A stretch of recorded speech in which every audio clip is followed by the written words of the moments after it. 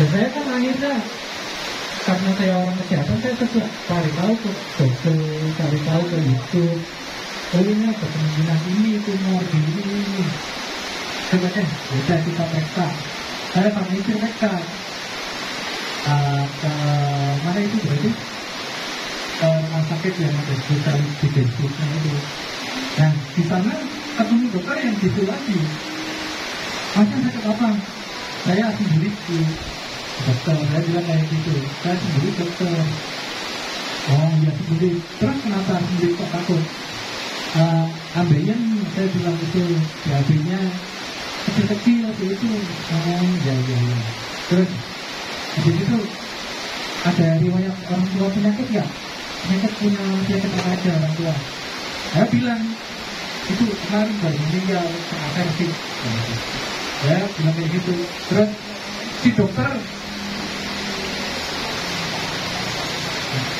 si dokter itu tanpa ada dengar-dengar juga, walaupun beda orang dia langsung ini udah jelas nih, ini udah pasti nih. Jadi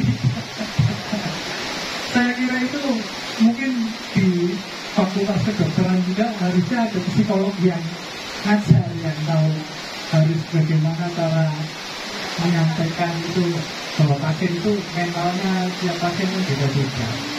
Itu udah gitu. Yang saya ketawa. Kebetulan saya waktu itu udah ketemu Bu Cinta, jadi udah kayak relax. Nah istri yang nangis, gimana ya, tenang, nanti kita ke tempat Bu Cinta lagi. Waktu itu kita udah zoom ya Bu, udah zoom, tapi saya waktu itu berarti ini saya harus ketemu Bu Cinta. Saya datang ke klinik sama istri yang waktu itu masih di Cina. Terus di situ ini apa yang disampaikan Bu Cinta ini semuanya akhirnya pas pulang dari beliau terus sering dengerin Zoom kayak gitu. Ya awalnya saya bingung saya harus ngapain ya, tapi lama-kelamaan saya step by step saya jalankan, saya terus ikuti Zoom Bu Cinta.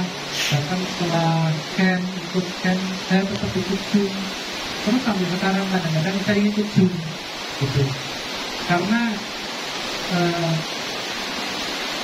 kalau mau sembuh itu bukan hanya kita ikut seminar, tahu ilmunya sudah, tapi harus praktek dan alami terus berkelanjutan. Dan hidup sehat holistik itu bukan hanya untuk nanti sampai kita sembuh selesai kita hidup sembarangan lagi, enggak.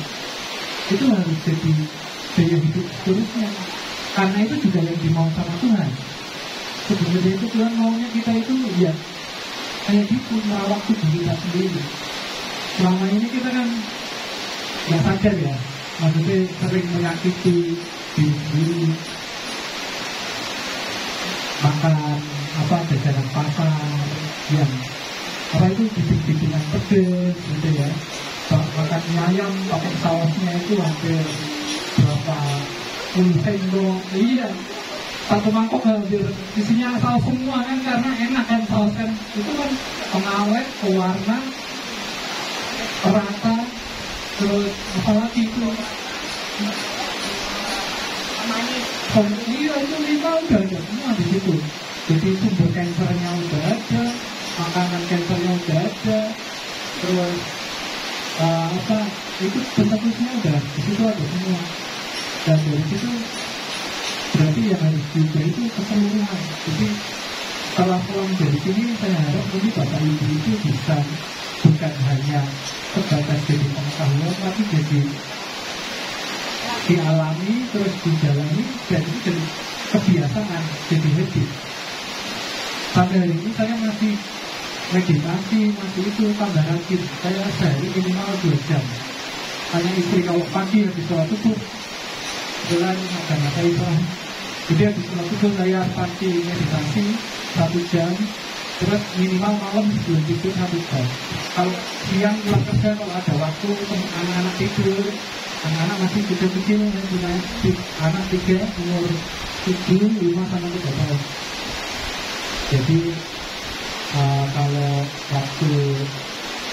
waktu siang anak tidur nggak ada yang ngejengin, saya naik taksi. Nah, akhirnya setelah saya terapkan itu hanya dalam waktu 2 bulan, BAB saya normal lagi, Bu. Jadi kayak pisah lagi. Laporan sama Bu Lina. Lalu harusnya foto ini foto ini bisa di grup gitu ya. Itu ya. Ternyata benar sekali kesehatan itu yang paling tinggi pengaruhnya itu spiritual, tubuh spiritual, yang kedua itu mental dan iya. Dan yang terakhir itu baru physical body dari tubuh yang luar itu. Kalau yang bagian mental kita urus sama spiritual kita urus, itu yang bawah itu sebenarnya ya mengikuti saja. Buktinya pas kita waktu kecil makan sembarangan, waktu SD makan sembarangan, jajan sembarangan, kan nggak pernah sakit, nggak pernah jadi sakit, karena ininya itu masih langsung terhubung sana. Kita belum secara mental, secara pikiran itu kita belum sempurna, tapi batin kita, spiritual kita masih terkonek langsung. Makanya kecil kan belum banyak dosa di pikiran. Jadi mau makan apa aja, nggak banyak sakit. Dan balik lagi ke saya, akhirnya saya tahu bahwa penyebab saya seperti ini itu pikiran negatif saya, rasa takut, rasa cemas. Akhirnya saya sadar, hidup itu sebenarnya untuk gembira, Pak, untuk dibahagiakan. Tuhan nggak mungkin menciptakan manusia untuk untuk disengsarakan, untuk disakiti, untuk tidak. Semua dikasih untuk kebahagiaan. Sudah dikasih fasilitasnya, oksigennya gratis, dikasih petunjuknya, kitab sucinya. Itu kan semua untuk apa ya? Kita itu bisa bahagia menjalani kehidupan. Yang bikin sakit kan kita sendiri sebenarnya. Oh ya, pulang dari Bu Sinta itu, saya langsung beli ini sama punya Bu Sinta, satu lagi. Ya itu sebelum ini bukunya Bu Sinta dulu. Saya baca seminggu habis langsung. Itu kalau baca buku ini harganya 100.000, untuk punya Bu Sinta 80.000. Itu tapi kalau dalamnya langsung itu lebih bernilai dari emas 100 kilogram mungkin ya. Kalau buat saya ya kayak saya itu kayak menemukan kesadaran baru. Kayak gitu, kayak menemukan diri saya yang baru. Jadi saya tiap hari sama istri yang ada tiap hari ketawa ketiwi. Kadang-kadang kita main gitu kan kayak anak kecil gitu ya. Terus di rumah kalau pagi nyanyi-nyanyi, ya kita arogenan gitu. Tiap hari kita itu kami itu di rumah misalkan suasana rumah itu dibangun senyaman mungkin karena sumber-sumber itu dari itu. Saya ada sedikit cerita ya Bu. Iya, buku yang saya baca dari Bu Sinta dan Eckhart Tolle ini yang nulis kan orang Jerman, berkebangsaan Jerman, tapi sekarang orangnya tinggal di Amerika. Usianya sekarang 76 tahun. Dia salah satu guru spiritual yang paling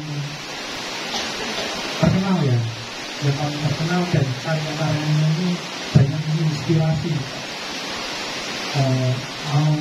lintas agama,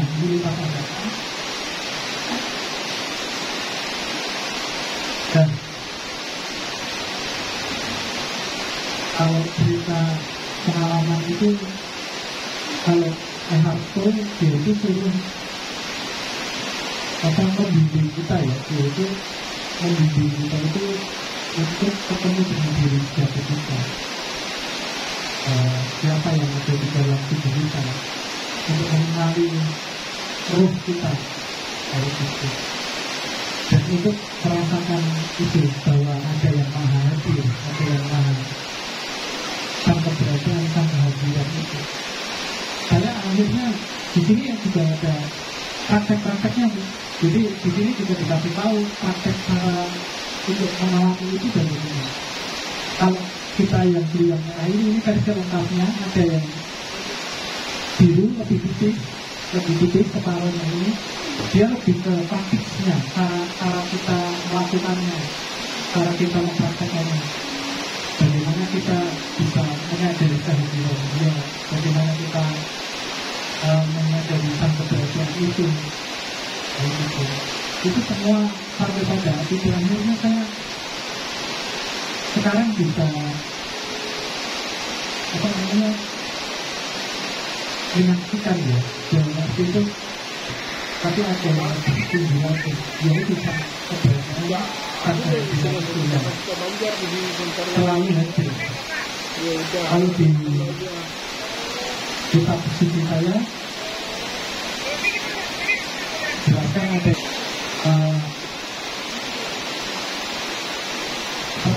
pengalaman perjumpaan itu pasti ada di kitab-kitab suci yang lain juga pasti ada. Saya tidak bisa cerita banyak soal itu. Memang kalau Bapak Ibu ingin berminat untuk praktek ya, silakan beli bukunya, silakan itu, dan nanti alami sendiri.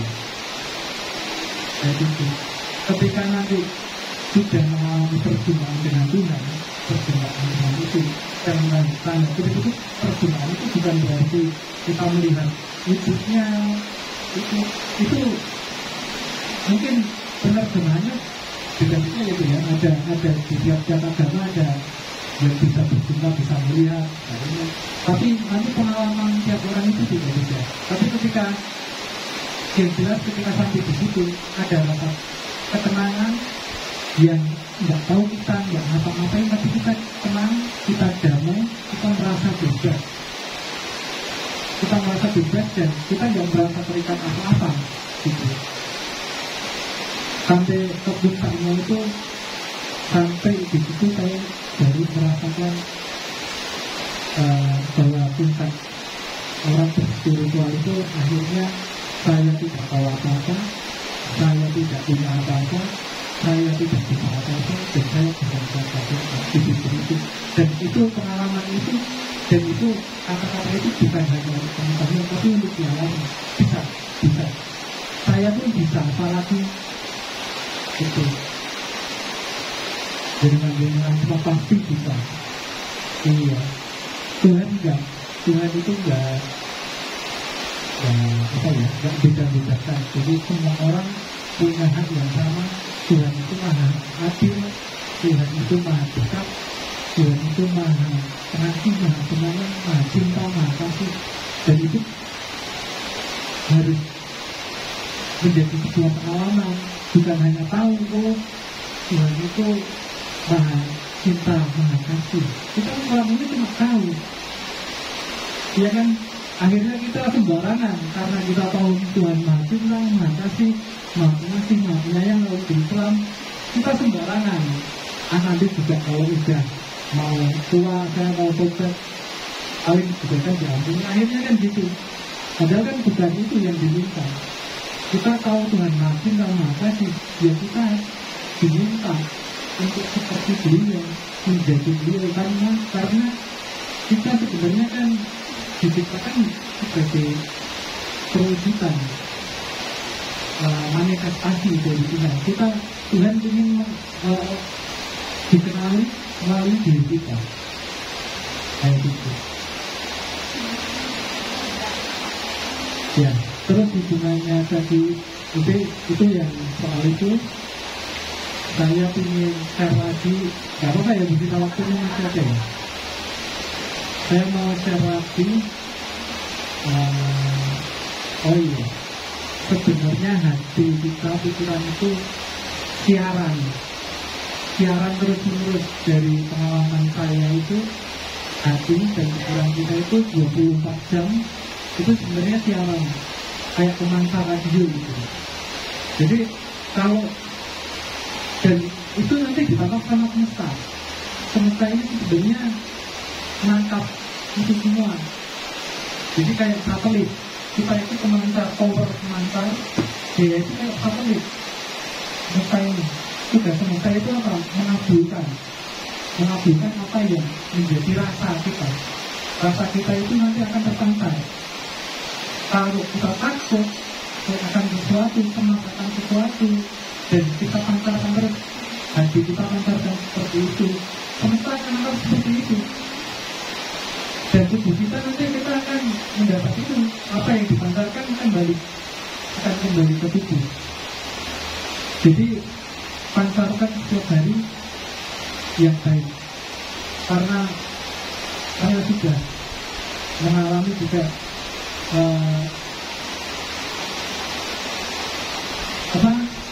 kalau di agama saya ada, kalau di kitab suci saya itu ada ayat yang aku sesuai dengan prasangka hamba-Ku saja. Aku sesuai dengan prasangka hamba-Ku saja. Jadi berprasangka itu harus yang baik-baik, karena prasangka jelek itu baliknya ke kita juga. Kita pancarkan apa ke alam semesta, pikiran kita pancarkan itu, frekuensi itu, nanti baliknya ke kita juga. Dan itu benar terjadi. Aku sesuai prasangka hamba-Ku saja. Itu beberapa kali jadi pengalaman sama istri itu sampai ketawa. Sampai akhirnya saya itu diceritakan kemarin dengan Pak Yudi itu dapat ruko, tiba-tiba ditawari ruko, gak punya duit, itu sama istri lagi ngobrol. Jadi beberapa satu tahun yang lalu saya itu sama istri ngobrol. Itu saya kan punya usaha apotek tersebut, alhamdulillah dikasih rezeki punya usaha apotek sendiri. Tapi kan masih ngontrak tempatnya. Waktu itu aku ngobrol sama istri, terutama kita punya bisa beli ruko ya di sekitar tempat usaha kita. Itu nggak lama kemudian dari ngobrol itu berapa bulan ada ibu yang nyari saya, ibu nyari saya. Jadi disuruh ke tempatnya, Biko, ada apa ya?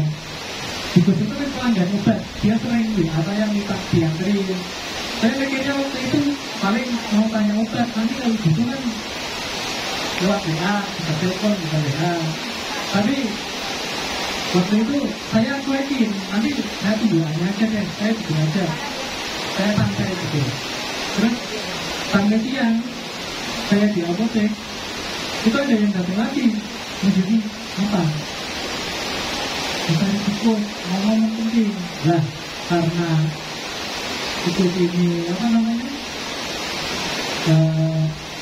sudah 2 kali nyuruh orang saya buat datang ke rumahnya. Saya datang ke rumah menjadi apa? Gitu. Kok kelihatannya kemarin sekali sampai saya dipanggil beberapa kali. Akhirnya dia bilang, jadi mau nggak itu rumah yang depan? Kenapa mau dijual ya Pak? Iya, itu punya anak saya, warisan dari juga. Gitu. Terus mau dijual tuh dia yang punya anak. Nah, setelah itu saya bilang, saya udah pegang uang banyak. Waktu itu mau dijual 400 juta.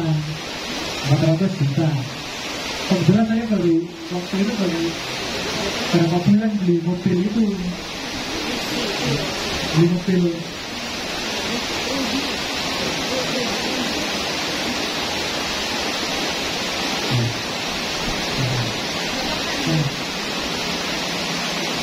Ya, singkat cerita, beli ruko dijual 400, saya punya tabungan cuma 100, tapi ibu itu bilang nggak apa-apa mas, nanti saya yang bilang ke anak saya, pokoknya yang beli harus Mas Devi. Jadi kayak gitu, saya nggak mau yang beli orang lain, soalnya itu rumah betuan, warisan dari orang tua saya. Kalau tekanan dapat tekanan orang lain, dia nggak mau. Saya pilihnya ke Mas Devi aja, karena Mas Devi itu teman anak saya di sekolah dan sudah nggak keluarga. Soalnya saya kalau dibawa obat apa gitu kan, saya selalu dia terus sih. Mau layanan antar saya anterin karyawan saya pokoknya kalau begitu kita obat pun bawa itu harus mau kalau gitu. Jadi apa yang kita rasakan, apa yang kita harapkan itu sebenarnya jadi doa. Harapan itu sebenarnya doa, dan itu akan didapat semesta. Rasa itu akan didapat ketika itu kita prasangka yang jelek-jelek aja, nanti baliknya pasti jelek. Tapi kalau kita prasangka yang baik, kita berharap yang baik-baik, ya nanti baliknya baik. Jadi kalau ingin sehat, iya tiap pagi harus saya bangun tidur, saya yang saya lakukan saya bersyukur dulu. Terima kasih ya Allah, pagi ini engkau bangunkan saya dalam kondisi sehat, dalam kondisi sehat paripurna, dalam kondisi bahagia. Saya ingin bahagia dan saya ingin membahagiakan. Saya ingin berbagi. Saya ingin menjadi kepanjangan tangan menyampaikan terima kasih saya untuk alam semesta seluruh makhluk. Jadi saya kayak gitu. Jadi nanti sehari itu doa kayak gitu, energinya itu mungkin sepanjang hari. Mau saya touring sama teman saya sejak pulang dari Jakarta, nggak peduli kondisi saya bagaimana, tiap Sabtu Minggu saya mesti on the way. Saya udah ke Borobudur, saya sudah ke nyetir mobil sendiri, nggak peduli saya dikatain pakai apa, dan saya oke, saya sampai ke Bromo, sampai ke Bali, iya, pokoknya happy. Pokoknya yang saya bawa happy, saya nggak mau ada perasaan saya sakit, saya ini, saya nggak mau.